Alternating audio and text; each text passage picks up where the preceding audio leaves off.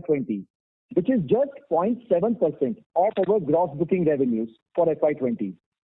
Similarly, our other expenses and employee expenses for FY20 were just 1.7 and 0.7% respectively of our GBR for FY20. Despite the COVID year, where our gross booking revenues fell to 50%, which our overall expenses, we successfully managed to reduce our overall expenses also by 50% in this year. We have been continuously innovating and increasing operational efficiencies to attain better profitability. For instance, we are one of the first companies in OTA space to go live with WhatsApp chatbot, where the queries of customers can be resolved over WhatsApp rather than on the call. This enables our executives to manage 8 to 9 customers at a time rather than attending one call of a customer at a time.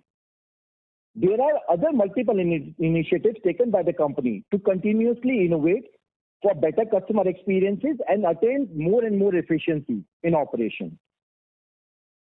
Let me spend some couple of minutes on industry trend. We have witnessed a black swan event in COVID-19 in FY20, where all India lockdown and subsequent travel restrictions had practically pressed the pause button on travel and tourism industry. We, however, witnessed a V-shaped curve.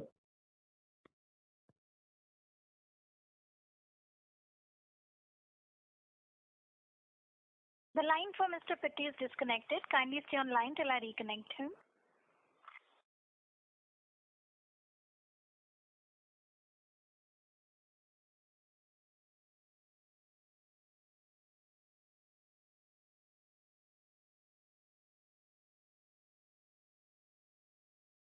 Ladies and gentlemen, we have Mr. Prashant Pitti reconnected to the call. Thank you, and over to you, sir.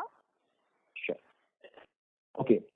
We, however, witnessed the V-shaped recovery for Q4 of FY21, where our gross booking revenues were as high as 89% of Q4 of FY20.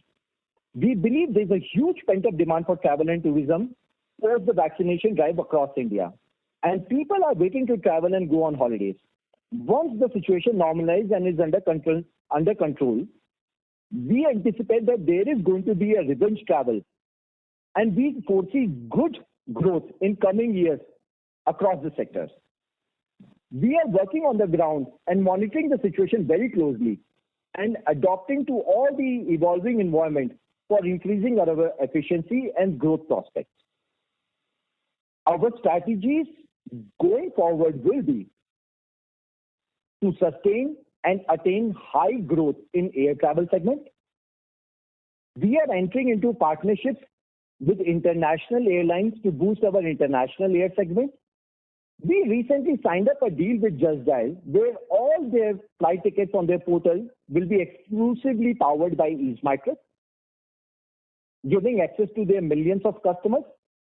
We are also focusing on hotel and holiday segment and strengthening that vertical with multiple innovative business models. Our revenue contribution from hotel and holiday packages has increased to 5.4% in FY20, which was 2.7% in FY19. Our strategy will be to focus on not charging convenience fees and grow via word of mouth and provide better customer experiences.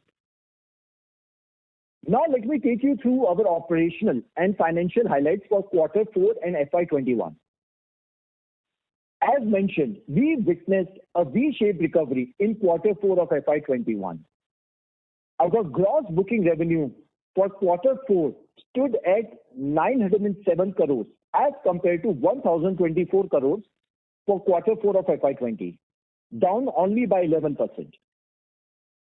Gross booking revenue for entire FY21 stood at 2,128 crores as compared to 4,200 crores. That was majorly impacted due to COVID-19 and subsequent travel restrictions. Our adjusted revenues include revenues from operation, discounts that we offer to customers, and income from claims returned back in UAC. For FY21, For quarter 4 of FY21, that number stood at around 100 crores as compared to 54.9 crores for quarter 4 of FY20. The growth of 82% on year-on-year basis. Detailed breakup of revenue has been uploaded in investor presentation. Our adjusted revenue for FY21 stood at 198 crores as compared to 286 crores in FY20. Despite low gross booking revenues and income for FY21, our PAT for FY21 grew by 86% from 33 crores in FY20 to 61.4 crores in FY21. The increase in profitability was driven by increase in margins and commission and reduction in operational expenses, including reduction in discount, marketing, sales promotion, and employee expenses. The net impact on the reduction of total expenditure was from rupees 135 crores in FY20 to 67 crores in FY21. Our adjusted total income, which includes discount offered to customers as a percentage of gross booking revenue for FY21 stood at 9.88% as compared to 7.26% in FY20. Few balance sheet highlights.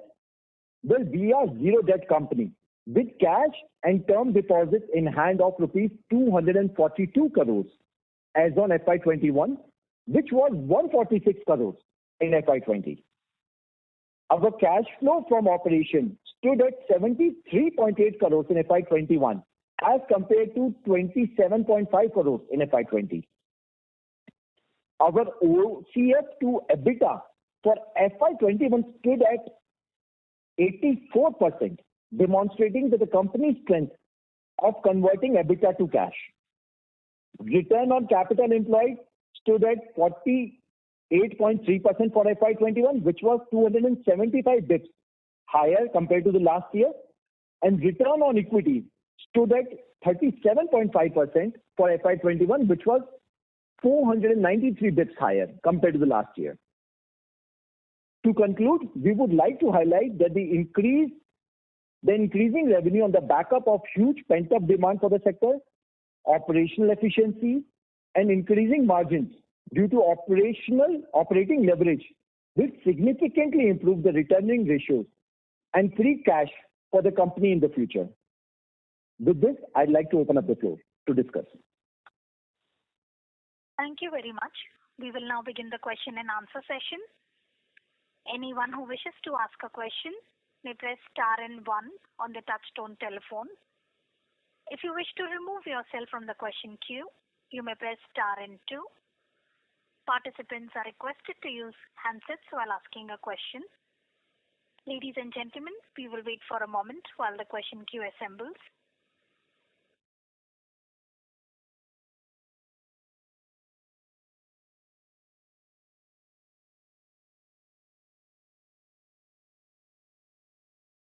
The first question is from the line of Manish Ostwal from Nirmal Bang. Please go ahead.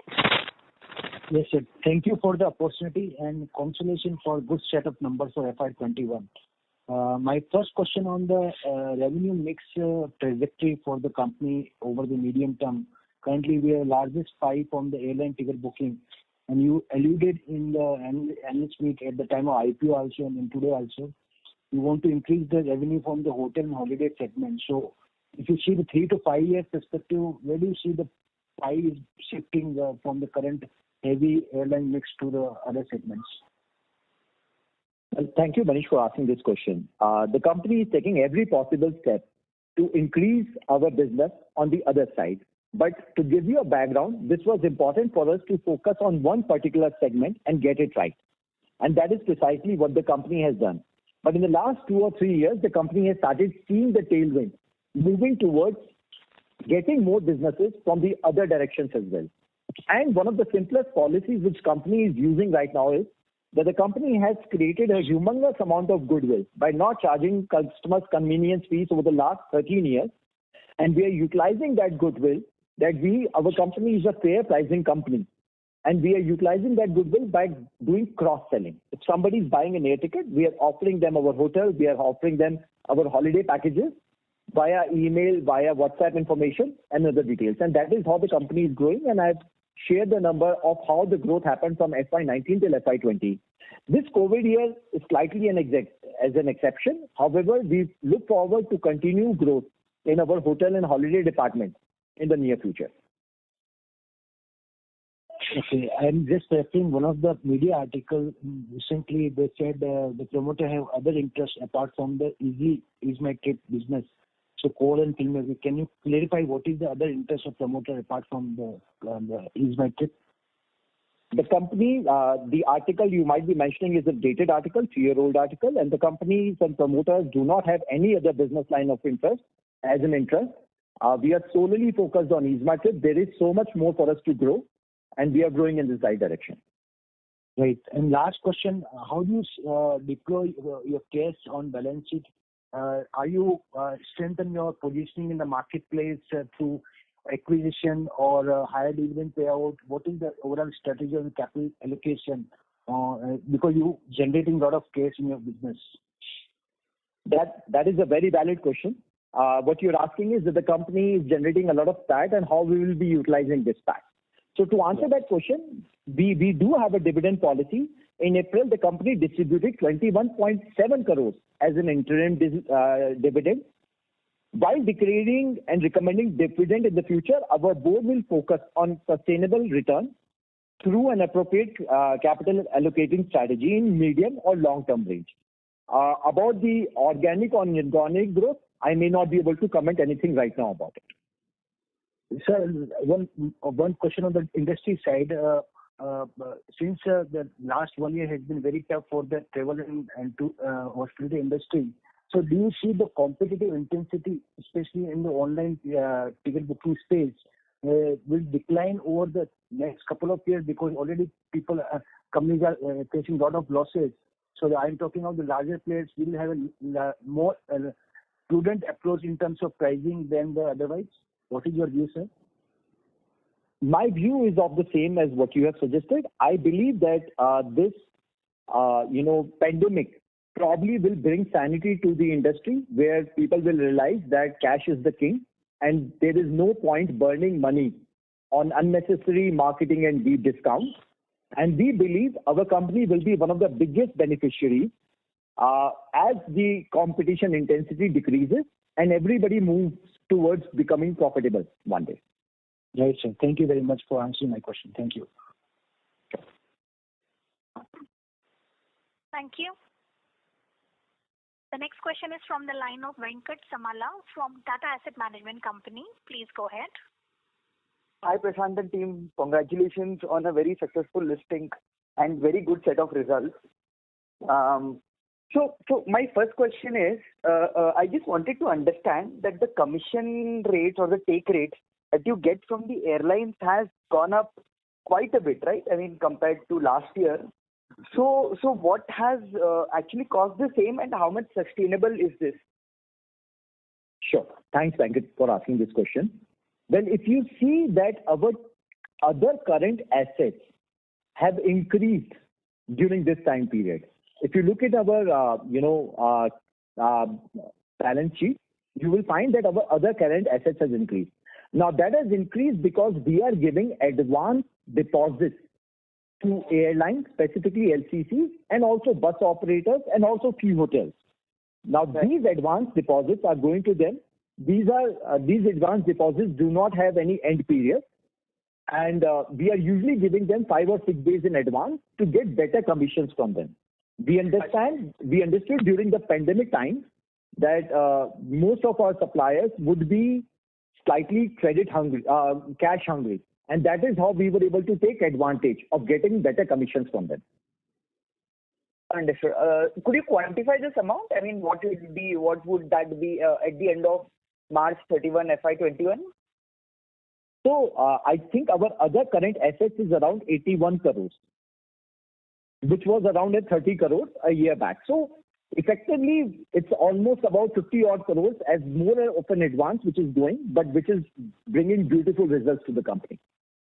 Understood. Right. But this amount is being extended after due diligence, right? I mean, there should not be any provisions moving forward, right? If some of them turn bad, I mean, the debtors.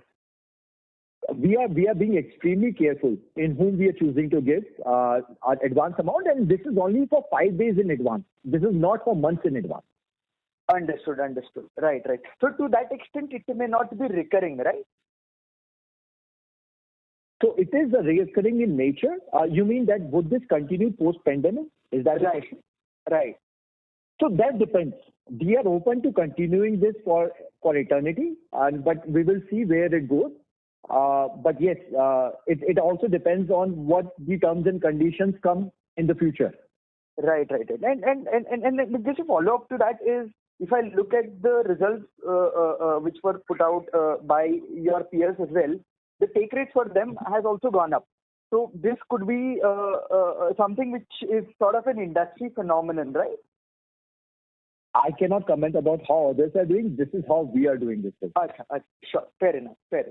Okay. And with respect to the savings that you were able to generate on your cost, what amount of that could be structural and what would we say coming back as the revenues return to normalcy? Great question. So a lot of structural savings which we made are basically long in the nature. For example, the amounts which the maximum value which we got was from the other expenses. The other expenses, the employee expenses, the marketing expenses, the discount, we reduced from all the places. I believe that the employee expenses and the other expenses is something which probably will remain for the future as well. The company, to elaborate more about it, as soon as lockdown was enacted upon, our company knew that the business as usual will be slightly less. So we took a call of actually hiring more technology staff. We increased our technology staff team from, I believe, 45 people to 64 people in the first 2 months of the lockdown. Now, why did we do that? We decided that we will keep our heads down and become even more efficient by doing as much as automation work as we can. So there are multiple things the company has done during the lockdown period. To give you a few examples, one of the things which I mentioned was the WhatsApp chatbot, right? Which enabled company to basically be very less dependent on the call center. Since one agent is able to speak to multiple customers at the same chat with multiple customers at the same time, while earlier he was on the phone with one customer at a time. And also it's a great customer delight. As a customer, why would you want to be on hold for half an hour? Instead, you would just drop a message on WhatsApp to get your reply back, right? That was one of the examples which we did. We actually completely revamped our APIs for basically selecting your seat, for adding a meal, for adding a baggage. Now, we have made all these services automatic for when you are booking the flight or even when you are modifying your flight. This is all done via APIs now, which has again, given us huge reduction on employee side, and also the margins are better for all these auxiliary services. The company has also automated a lot of our rescheduling APIs, because of which we were able to cut down on our reschedule and reissue teams from around 30 odd people to 5 odd people who are handling exceptions right now. So all these gains are there for the long period, according to us. Understood. Right. And you were able to save on... Mr. Samala. Okay, sure. I'll come back. Thanks a lot. Yes, sir. Thank you. The next question is from the line of Madhu Babu from Canara HSBC. Please go ahead. Sir, again, the cash burn in the airlines have increased in 1Q. So do you expect similar take rates in 1Q as well? I mean, the funding, and how actually this working capital cycle works? I mean, when let us say I book a ticket for 30 days in advance, so how do the payment and how that whole working capital cycle works? Thanks. I'll explain about the working cycle first. So let's say you come to EaseMyTrip and you pay us 4,000 rupees for a ticket, which is, let's say, even 100 days in advance. It doesn't matter. We immediately book the ticket using a real-time system, using the API. There is no pre-purchase the company does. Immediately, we make the purchase. We have given them some advance, as I mentioned. And the money which, let's say you purchase the ticket for 4,000 rupees, the 4,000 rupees gets deducted from our account, the deposits which we have given to them, minus our commissions. Some commissions we get immediately, some commissions we get on quarterly basis or yearly basis. So the money goes directly to the airlines right at the moment when you book the tickets. And if you cancel the ticket, we collect the money from the airlines and we give it back to you. This is how the payment cycle works. So in effect, there is no liability which the company holds on the payment side, which we have to pay to the airlines later. The money gets paid right away at that particular time. And what was your first question? The cash burn again in 1 to FY22 has increased for airlines. So any change in our take rates and how that is going to work? So I may not be able to talk about Q1 right now specifically, but I believe that the industry is progressing the same way as what it was progressing earlier. Okay. And just on the last one on the hotel booking, which you plan to scale up, so how the take rates and how the dynamics there works out? Thanks. So the dynamics for the hotel business, the way we do our hotel business is slightly different. We have 23 aggregators on the back end. So let's say if you're searching for XYZ hotel on EaseMyTrip, we will fetch the price from 23 aggregators whom we have on the back end. And whoever is showing the cheapest price, we show that price to you. You pay that amount to EaseMyTrip. You do not get redirected. You pay that amount to EaseMyTrip. We keep our commission, which is usually 10 to 15%. We keep our commission and we pass on the remaining amount to the aggregator. That aggregator gives us the hotel voucher. We put EaseMyTrip stamp on it and we give it to you. Nowhere you were redirected. Customer does not know where we bought this hotel voucher from. The customer's experience is same as what they are experiencing on our competitors' website. And this way the transaction is complete. Now through this means, we have a higher likelihood to show you a cheaper price because it's not just one of my teams who is negotiating rates with the hotel. I am getting rates from 23 different vendors who have negotiated rates with hotels. And likelihood for me to get cheaper prices increases dramatically. This is the innovative business model which we are following in our hotels and which is helping us grow in cash EBITDA positive fashion. So just last one on the Just Dial tie-up. I mean, obviously I've read on that. So how is that working? Because Just Dial is good on the B2C. So any leverage that has come from that? Thanks. So the business is very new. I may not be able to share any number, but you're absolutely right. Just Dial is big on B2C. They have millions and millions of their own customers. And if you go to justdial.com right now, you will see a flight button over there. Once you click on that flight button, the entire page is powered by EaseMyTrip. And any ticket which is booked on Just Dial will be powered by EaseMyTrip. And all those numbers will be added to our B2B section. Okay, sir. Thanks. Sure. Thank you. The next question is from the line of Prateek Kumar from Antique Stock Broking. Please go ahead. Hello. Yeah, good evening, sir. Thanks for the opportunity and congrats for great results. My first question is regarding this other current assets you mentioned. So, like for forecast purpose, so would it like sort of grow as a percentage of sales, something like that, or how would this like sort of grow in like 22 or 23? Sure. So right now we are treating this as, an interim value which company is able to derive by offering additional advances to the suppliers. That may not be true over the long period of term. We don't know that yet. Only time will tell. But in short, it should be a function of our GMV, if that's what you're saying.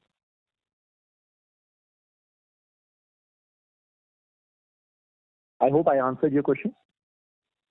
Yeah.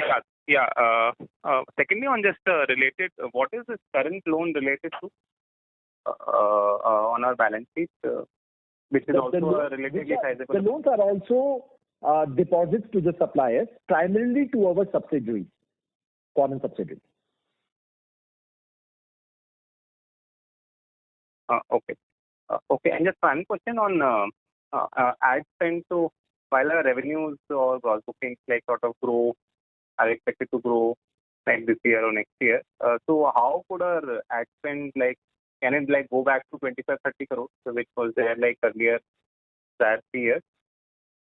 So we do not actually take the actual amount into consideration. The way we look at the business is we would want to spend as much as we could, but while remaining profitably in a healthy manner.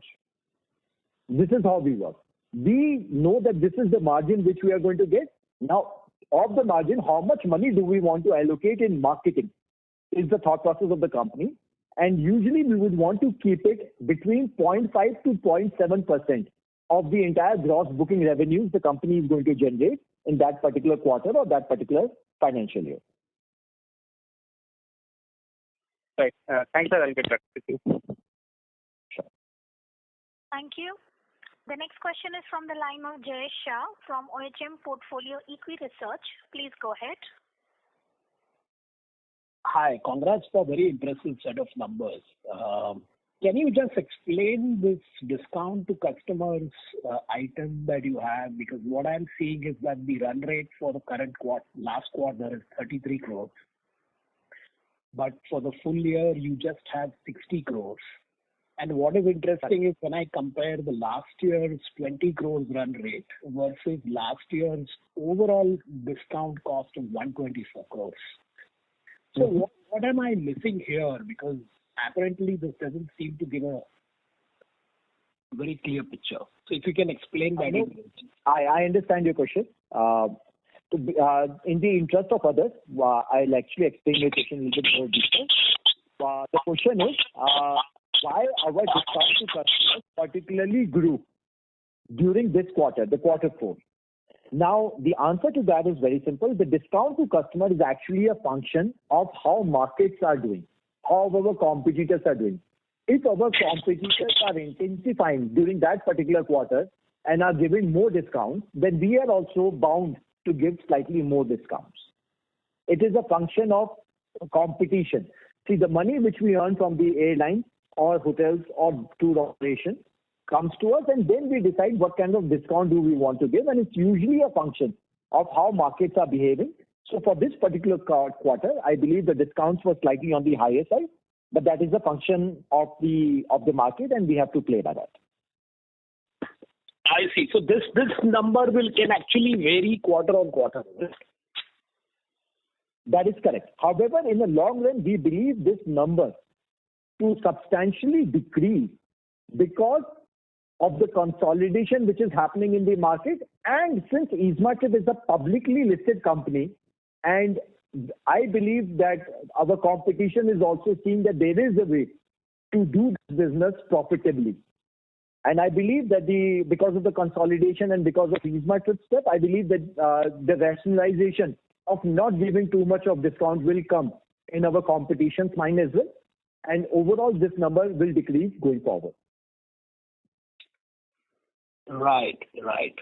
And so if I look at again last year, out of a total revenue of 140 crores, you had 124 crores worth of discount, which has come down to something like 106 crore of revenue and 60 crore of discounts.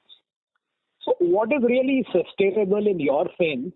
And I also wanted an idea as to, if I look at overall cost X of discount, is the last quarter a sustainable run rate, or that can also change? So the way I look at it is the revenue from operation plus discount plus UAC should be our adjusted revenue. So when you see discount as a function, I would recommend you to look at discount divided by adjusted revenue, not revenue from operations, because as per the accounting policies, we remove the discount and then only we show revenue from operations, just like everybody else. I hope that clarifies. Right. And on the overall other costs, if I look at your other costs, X discount, is this the quarterly run rate that one can expect? And are these generally fixed costs? So I will give you this answer in a different way. Our company's gross booking revenue decreased by 50% for the entire year, right? Right. Now, so did our entire expenses. This is how agile this company is.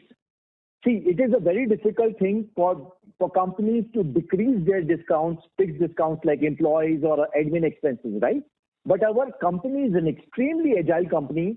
And to be honest, this COVID-19 was a litmus test for travel companies, where unfortunately many of them had to even shut shop.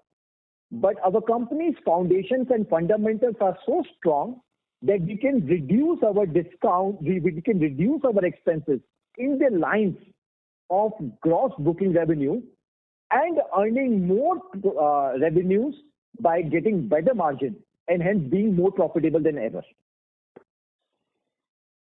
Right. And lastly, whilst I realize that you are number two. Sir, this is the conference operator. Would request you to rejoin the queue for follow-up questions. Okay. Thank you very much. Thank you.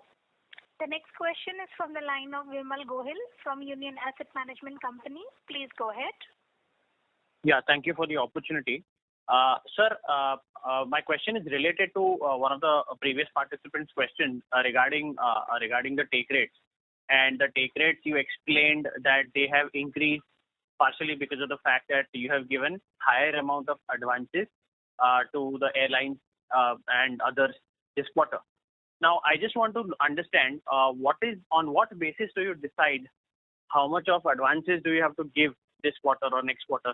So, are there any parameters? If yes, if you could just explain what those quantitative or qualitative parameters are. And again, I would like to again ask whether the take rates are sort of sustainable going forward, because that's the most important parameter of your business. Absolutely. So, firstly, the take rates were not changed during the quarter four. Our take rates have been substantially high for the entire FY21. If you please look at it, you will find the same strategy going throughout the pandemic time.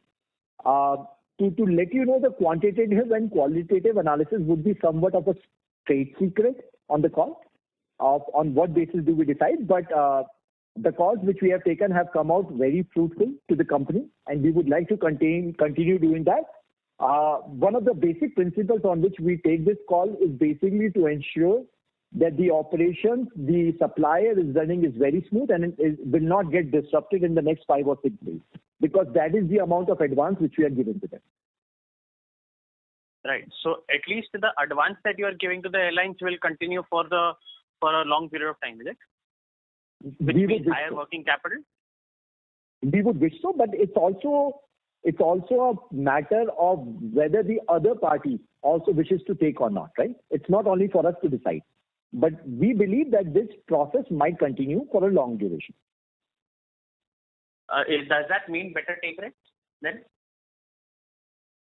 As I said, that it also depends on whether the other person is interested in continuing the deal which we forged during the COVID times. But if that's the case, then yes, the take rates will continue. Fair enough, sir. And sir, just to sort of drive back on margins, and a lot of you said that your employee cost is something which will probably, the savings that you have made will stay. Does that mean that going forward you will see this usual inflationary level of increase in your employee costs, whereas you'll be able to sort of take out more and more efficiencies going forward? So in terms of modeling, should we model the normal inflation level growth in employee costs, or how should we sort of see it? It's a very good question, and thank you for asking. See, this is the beauty of internet companies. We are working 100% on internet. The only way for you to use EaseMarket is use our website or our application, right? Now, this is the beauty of internet companies. We keep attaining more and more operational efficiency by hitting more and more economies of scale. This is why internet companies are so valued, even if they are loss-making. Now, EaseMarket, on the other hand, is a different story. We are already profitable. We were always profitable. But that does not take away from the fact that we are the fastest growing OTA, which is 100% internet and e-commerce company. So yes, as we keep hitting more and more economies of scale, our admin costs, our employee costs need not go up in the same fashion. Of course, it may go up slightly, let's say 5 to 10% on year-on basis, 10 to 15% year-on-year basis, but it should not go up significantly higher because of the fact that the entire business is run by technology. Fair enough, sir. Thank you very much for clarification and all the very best. Thank you. Thank you. Ladies and gentlemen, please limit your questions to 2 per participant. Should you have a follow-up question, would request you to rejoin the queue. The next question is from the line of Shyam Sundar Sriram from Sundaram Mutual Fund. Please go ahead. Yeah. Hi, sir. Good evening. Thanks for taking the question and wonderful performance in the exit quarter, sir. So my first question is, if you see our fourth quarter performance sequentially, we have done much better than the underlying domestic passenger industry. So clearly, we would have had some market share gains as well. If you can talk about our market share gains year on year, and where are we in terms of market share at the end of this F21, not the full year. Q4 exit could be a better representative because it is more a normalized quarter per se. And while you are at it, sir, if you can also talk about our take rate, 6.3% split between the commissions and the other revenues. If you can give some sense of how that was. Along with that, the discounts in Q4, like people were asking on that, has been going up. We also saw Flipkart buying ClearTrip per se. Do you see competitive intensity increasing and therefore putting more pressure in terms of the discounts per se? Wow. So you actually... Mr. Sriram, so there is a disturbance coming from your line. Request you to mute your line while the management answers your question. Sure.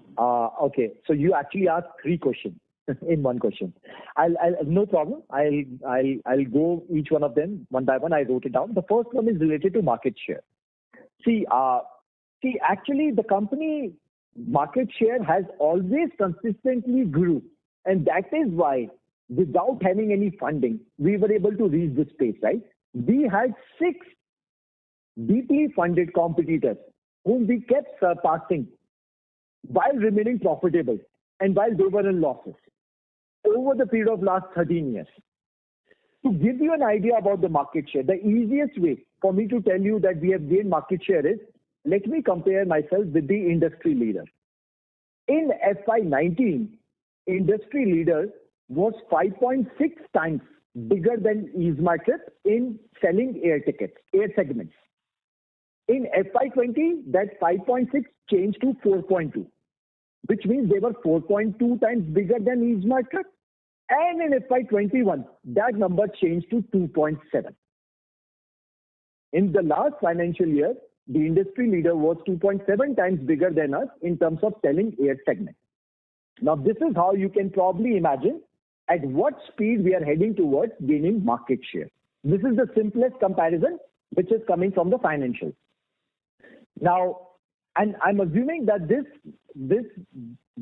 particular trend will continue because we are gaining not via our marketing efforts, but by the goodwill the company has gained over the last 13 years by giving customers an option to not to pay convenience fees.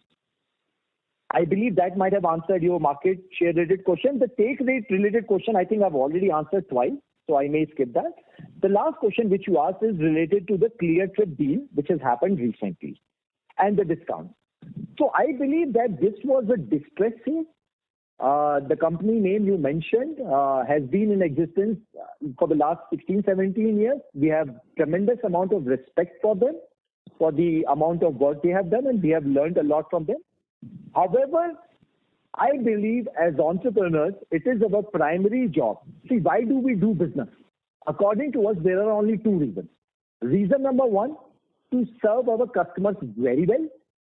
And reason number 2, to do it profitably so that we can do it over a long period of time. We can serve our customers over a long period of time. Now, I believe that the VC money and the PE money is a great money to solve the teething problems. But as an entrepreneur, I would be doing a lousy job if I was still dependent on the VC money and PE money even after 15 years of my existence. That means I have not paid much attention on my unit economics. And I believe this is the right time for the industry to wake up and smell the coffee that profitability matters. And I believe that going forward, the intensity of competition probably will diminish because there must be a lot of pressure on our competition as well to become profitable. And what are the means by which anybody can become profitable in this industry? To cut down on the discount, to cut down on the marketing, and to increase their conveniency. And I believe our company is well poised to gain market share with each of these steps anybody else who would be taking to become profitable one day.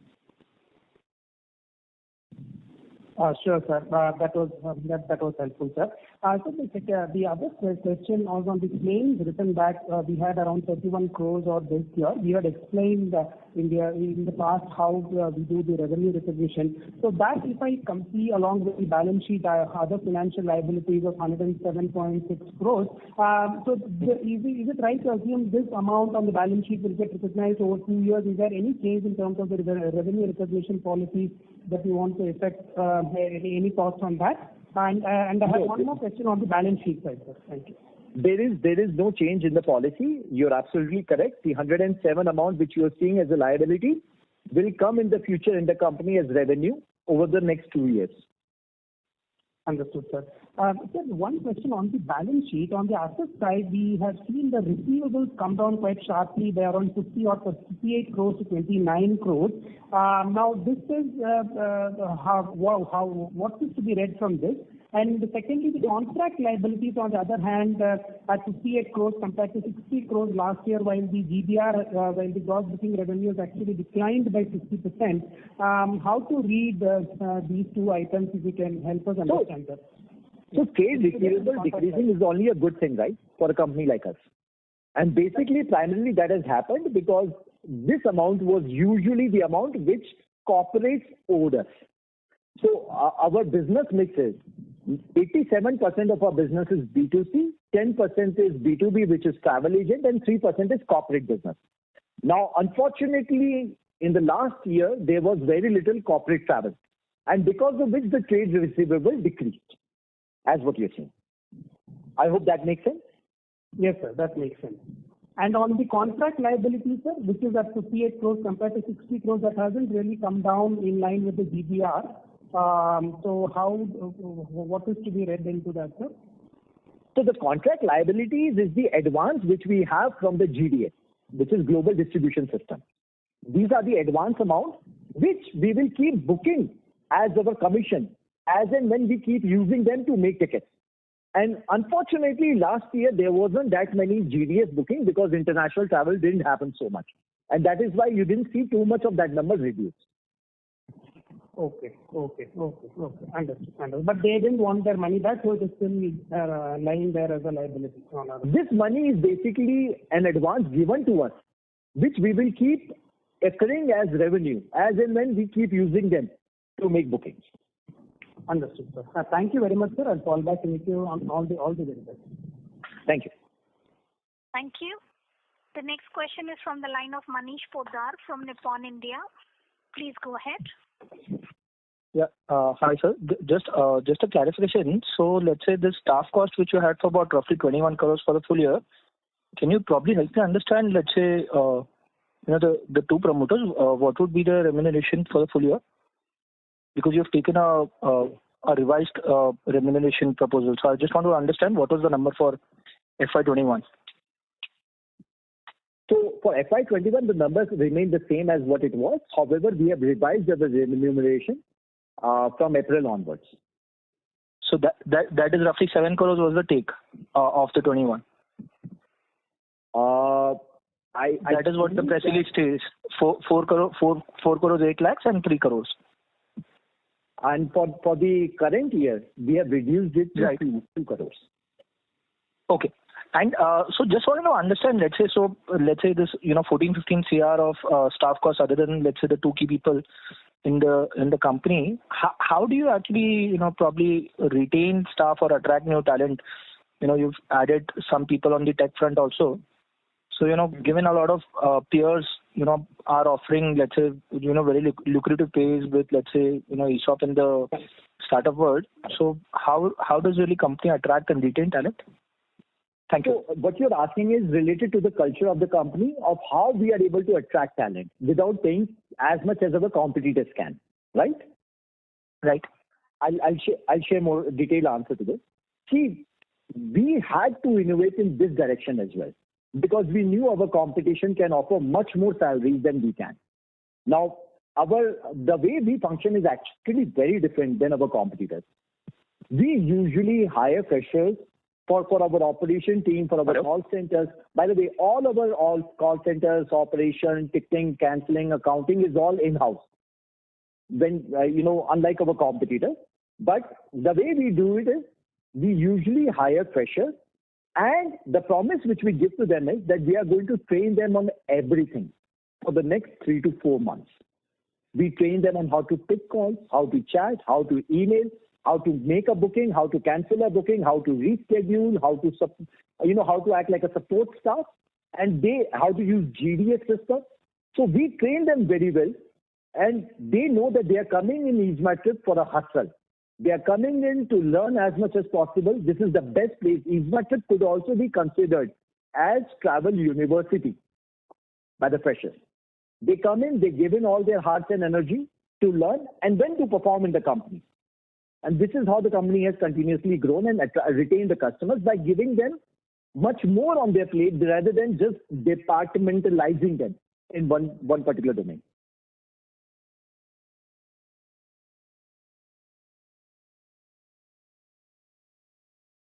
So the line for the current participant is disconnected. No problem. The next question is from the line of Hardik Jain from Whitestone Financial Advisors. Please go ahead. Yeah, hi sir. Most of my questions are answered. Just wanted to understand, sir, in terms of unit metrics, the direct cost that is involved for us is the payment gateway cost and the credit card cost. That's all, right? Or is there any other cost that you would like to mention?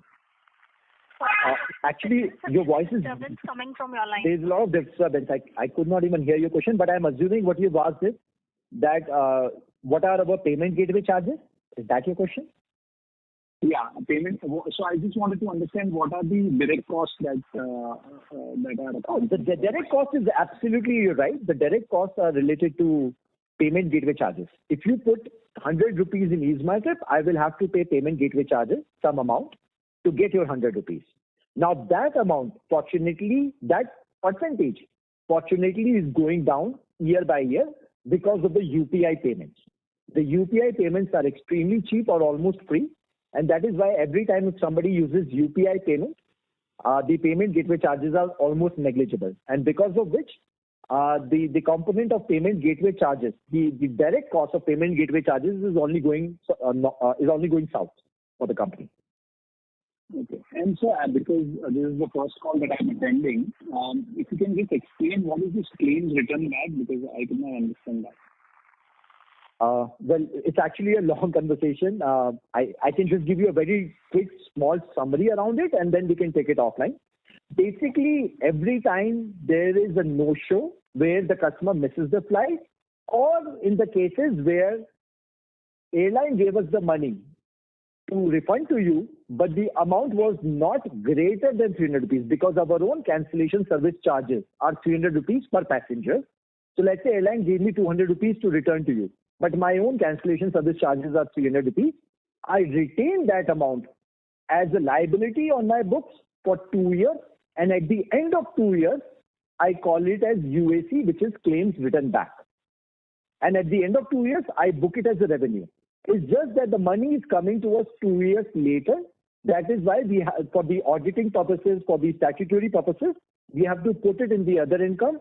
However, we consider that money as our own revenue from operations. And for these 2 years, this will sit on the balance sheet as a financial liability. That is correct. For the 2 years, it will sit in the balance sheet as other financial liabilities. The reason why it reflects so much on our book is that we have taken a customer-centric approach to give him 2-year time period to claim this money. While our competitors usually keep 3 months to 6 months. Now, if we were also to keep it for 3 months to 6 months, 3 months or 6 months, then this money will go back within the same financial years, and hence it will become part of revenue from operation. But we take a customer-centric approach by giving customers an option to keep, and we keep this money parked for 2 years for customers to come and claim dispute if there is any. Okay. Thank you. Thank you, sir. That's it from my side. Thank you. The next question is from the line of Keshav Lahoti from Antique Stock Broking. Please go ahead.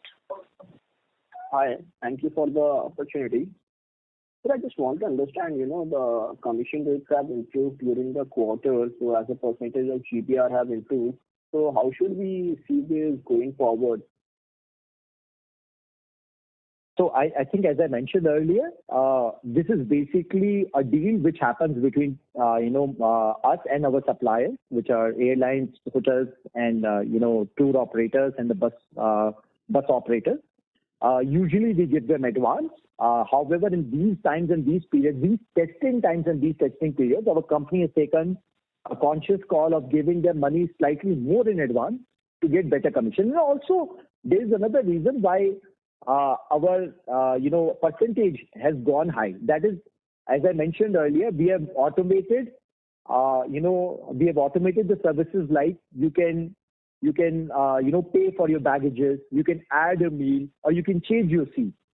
All this has been automated during the COVID time.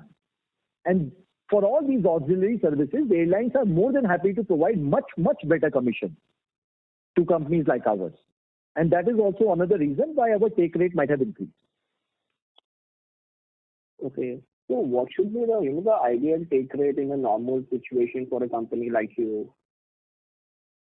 See, our company has always been profitable in a very healthy way, even before these high take rates. So to be honest, we are not super worried that whether these take rates will continue or exist or not. Right now, what we are worried of, the thing which keeps us awake at night is to ensure that we keep eating more and more market share, we keep progressing in that direction, and we do it profitably. See, this company has a very basic tenet to do whatever we do in a unit profitable way. And we will continue to do it in the same fashion as what we have done in the last 13 years. So this is what is keeping our company, this is what is keeping us awake at night, and we are working towards it.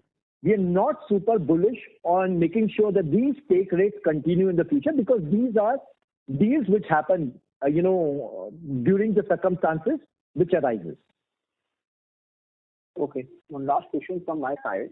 As you can see in the financial, your hotel revenue goes into negative. Can you explain that part?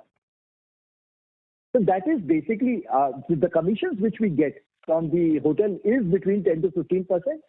For a rare instance, the company decided to give slightly more discount to test out that how much can be pushed during the COVID period to sell our hotels.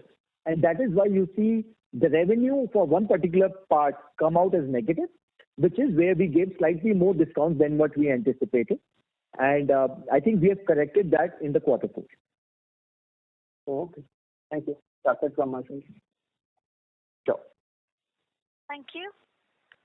The next question is from the line of Shaleen Kumar from UBS. Please go ahead. The person you are speaking.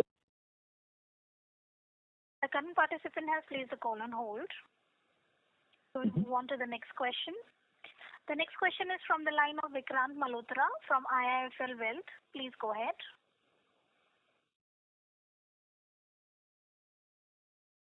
Mr. Vikrant. Hi, Prashant. Hello. Yes. Hi, Prashant. Congratulations on an excellent set of numbers. My question primarily was more generic in terms of how the industry is progressing. I just wanted to have your view, since you very rightly said that post-lockdowns, the volumes in this business are going to go extremely high. There's going to be a lot of revenge booking coming in.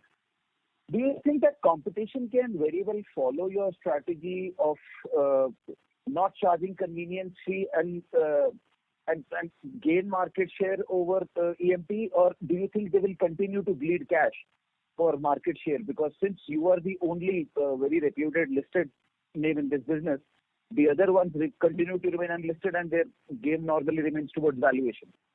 So I just wanted to have your generic view on how you think once volumes kick in, the progress would be. Sure. So, Vikrant, thanks for this question.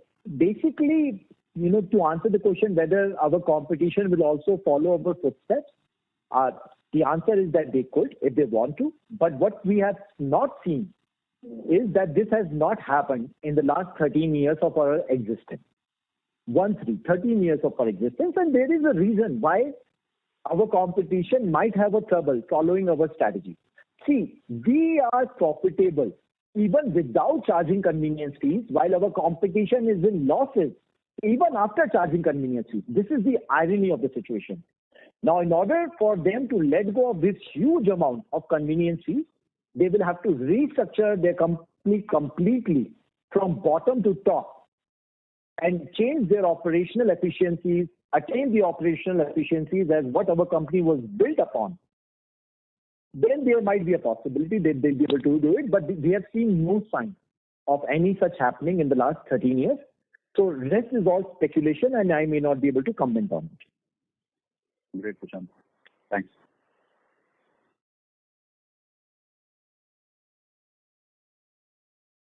Thank you. The next question is from the line of Manik Taneja from JM Financial. Please go ahead. Hi, thank you for the opportunity and congratulations on great execution. I just wanted to get your sense on a couple of things.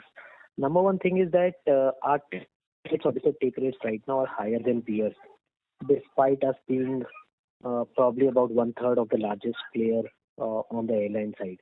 So what is essentially driving that? With basically a higher share of deposit incentives for us, if you could help us understand that. And the second question was with regards to some more of a bookkeeping question. So just wanted to understand how has the GBR moved on a sequential basis for you between 3Q FY21 and 4Q 21? And the reason why I ask you this is because in a situation wherein business is recovering after the first hit of COVID, one wants to understand the way rebound essentially is happening. Thank you. So to your first question, to be honest, I will have a very difficult answer to answering why we are on the higher side compared to our competition. It's basically, the founders hustle, right? We as founders, we are directly involved in the business. We are hustling with the airlines. We are talking to them on daily basis.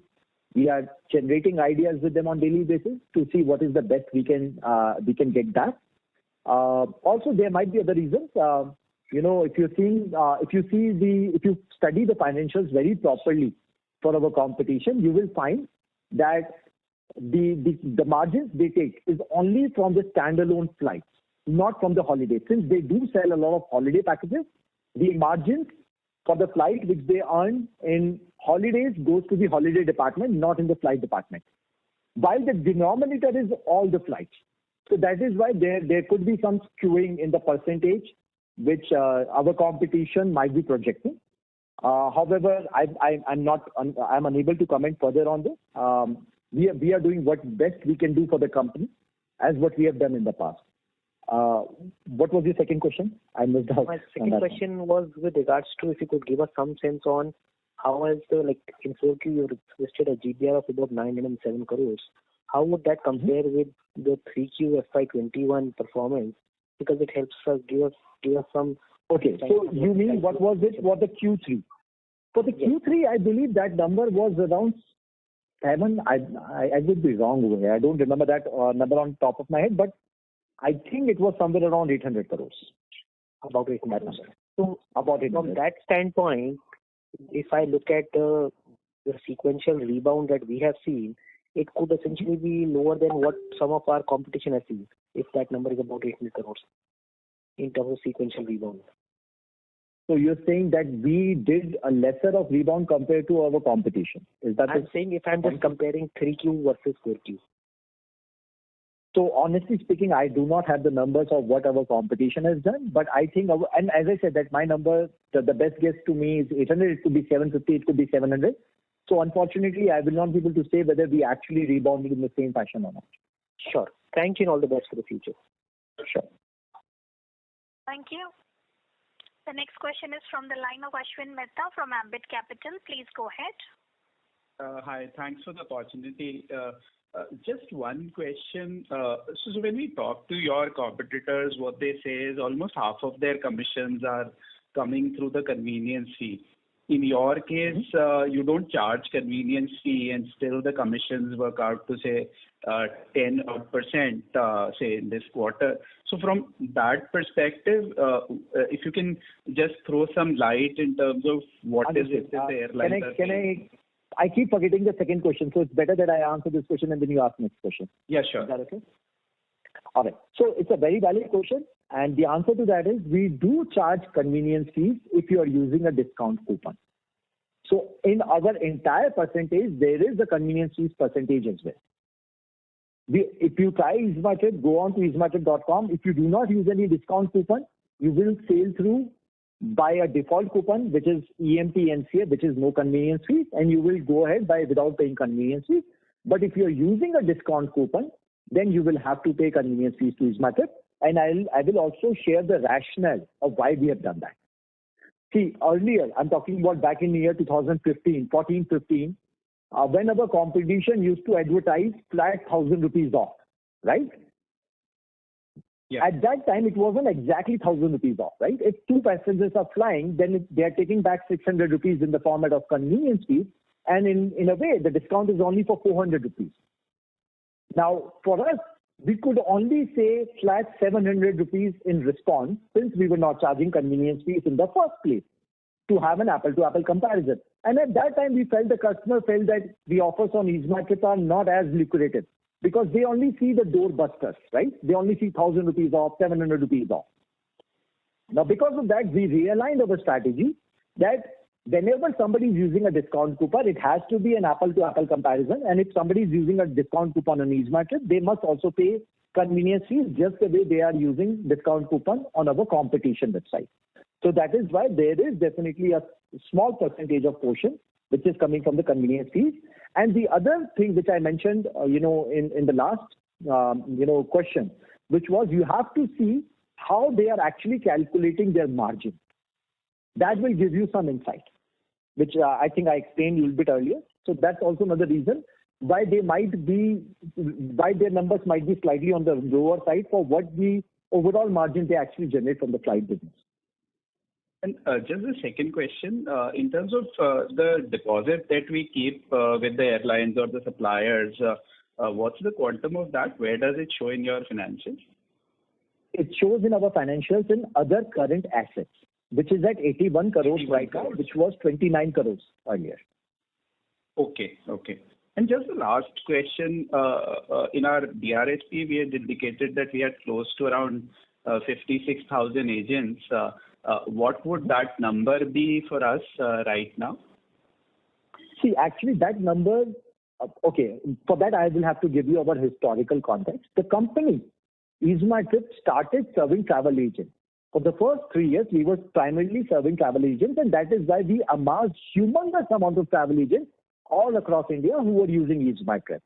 Now, in the current time, that number is not very relevant because not that many travel agents are able to sell their customers air tickets, right? The times have moved and so has EasyMyTrip. We were primarily a B2B company when we began, but now we are primarily a B2C company. So I say that almost about 1,000 to 1,500 active travel agents are using EasyMyTrip right now. However, we want to utilize this tremendous strength this company has to sell better holiday packages. I'll tell you exactly what we are doing, and it is also disclosed in our DRHP. Basically, in India, there are about 70 to 75,000 registered travel agents, of which 56,000 have used EasyMyTrip one point in a time. We have presence in every PIN code of India in the format of travel agent. Now, these travel agents are longing to do travel business. They no longer are able to sell hotels or flight because that's happening mostly directly through the OTAs. These people can do phenomenal job in selling holiday packages because holiday is a service, while selling flight or hotel is a commodity, where you need customers hand-holding in guiding them what holiday will suit their Jan requirement better, their Jan food requirement better, right? Yeah. So what we are doing is we have created a system by which these travel agents can pick and choose the bolts and the nuts of holidays from our system, which they already are very well aware of. So, for example, an XYZ travel agent in Agartala, he wants to make the entire package himself. He just needs transfer from airport to hotel in Singapore. He can just buy that much amount from EaseMyTrips agent panel for the holiday and serve their customer. This is how we are enabling our travel agents to sell better holiday packages, which is sell them as a unit. We are providing them the entire holiday package as well. Or using technology, they can even just pick and choose which particular part of holiday they want to choose and buy from EaseMyTrips for their customers. Okay. Fair enough. Thanks a lot and all the best. Thank you. Thank you. The next question is from the line of Madhu Basu from Canara HSBC. Please go ahead. Sir, just on the ancillary revenues, like, preference seat or a meal and all, so what is the take rates we get there? And second, if you see the airline end industry is consolidating in favor of Indigo, which is now having 55 to 60% of market share. So whether that would directionally put pressure on the yields going forward in the take rates, because I think Indigo is almost achieving kind of a monopoly there. Thanks. So, to answer your first question, to be honest, I don't think so I can give you the exact number because it is not disclosed anywhere in our financials. But it is slightly on the higher side. It is above 15% as a take rate for the auxiliary services. It also varies. Actually, let me take my statement back. It depends on airlines to airlines. But this number is pretty good because airlines are also more than happy that our customers have pre-booked the meal or has chosen a particular seat because of which they are earning extra commissions. So the commissions on that are actually on the higher side. And question number 2 related to Indigo gaining the market share. See, for that, I would recommend you to go through the study of either CRISIL or Goldman Sachs, which will tell you that the dependency on OTA, which is us, online travel agency, is only increasing with time. And I'll give you the rationale why. See, earlier we used to work on laptops, but now we are on mobile all the time. And on mobile, to compare prices between 7 different airlines is almost 5 times more tedious than doing it on desktop where you can open different tabs easily. And that is since most of the traffic is coming on mobile, customers' preferred choice is also to go to an OTA to search for the price, since he's giving multiple options for flights, for hotels, for buses, within the flights for multiple airlines, and just go ahead with their booking. So worldwide, the dependency on OTA and the booking is shifting more towards the OTA rather than going opposite. So clearly, and then there are also new players coming in. AirAsia has come in and is grabbing market share very aggressively. And India itself is a very different, India itself is a very different, in different zone compared to the West. See, India is a growing economy where, as per the Goldman Sachs report, this industry is supposed to grow 15% per annum till FY25. While in the West, the industry is saturated. In India, new airports are coming. So I believe the airlines see us more as a partner in their growth rather than worrying about minuscule commissions which they provide us. Okay, sir. Thanks and all the best. Thank you. Ladies and gentlemen, due to the time constraints, this was the last question for today. I would now like to hand the conference over to Mr. Prashant Pitti for closing comments. Well, thank you so much for all the questions. It was really, really pleasure to answer them. Most of the questions were very relevant, and I really appreciate whomever has asked those questions. To conclude, I would like to highlight that we have a huge runway towards the growth. There is still so much this company can do just on the air segment itself. Forget about all the other markets put together. We are increasing our wallet share from existing customers by selling them hotel and holiday. We are adding new customers. We are gaining more market share. And we are increasing our operational efficiencies by gaining more and more economies of scale. We believe we are very well positioned to capitalize on the growth opportunity and increase our profitability in the future. Thank you everyone for joining us. I hope we have been able to answer all your queries. And in case if you have any further queries, you may approach Orient Capital, who are our investor relationship partner. Thank you. Thank you.